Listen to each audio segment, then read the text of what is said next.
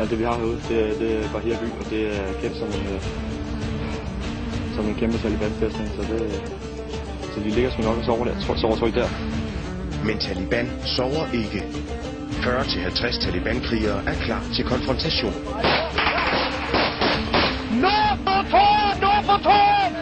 Taliban-krigerne har åbnet ild mod danskerne, og projektilerne rammer tæt på.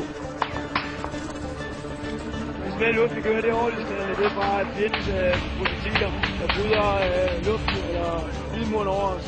Skyder de overhovedet på os. De danske soldater rammer ikke kun over hovederne på Taliban.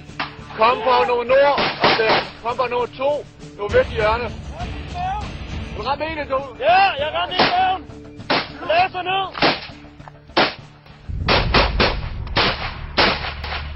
Ja, jeg er nedkæmpet en. Ja, nedkæmpet en mand mere, hun går. Op fra nord. Danskerne har to kamp. Det lykkedes Taliban at afskære de to delinger fra hinanden. Det er, at danskerne de har en enhed, som er fastlåst i øjeblikket, som Taliban de beskyder meget kraftigt. Og de her enheder, som jeg befinder mig sammen med, de forsøger at frigøre den her danske enhed, så de kan komme hjem. Danskerne forsøger at frigøre den fastlåste deling med artilleri.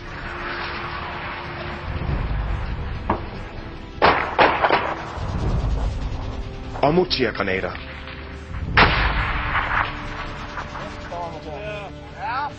Yeah!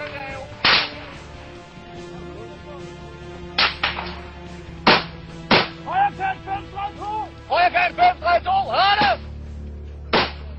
Amerikanske fly tilkaldes, og de kaster bomber over Taliban-krigernes fæstning.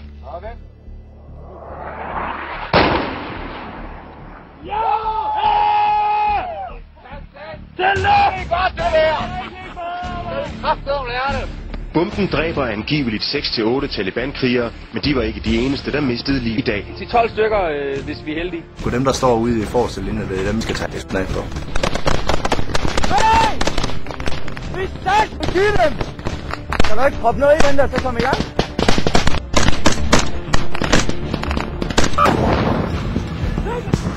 Den sad! Ja, vi er 2-3 år ældre hver dag, når vi har den her type kampe.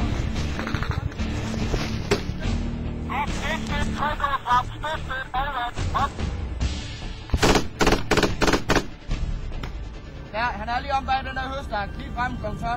Lyd ikke!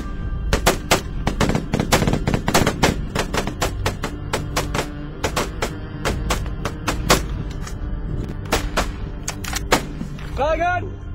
Skuddet kommer! Shabidoo! Fucking screw the nuts. Kom ind med jer, Dick. Ind. Fortsæt.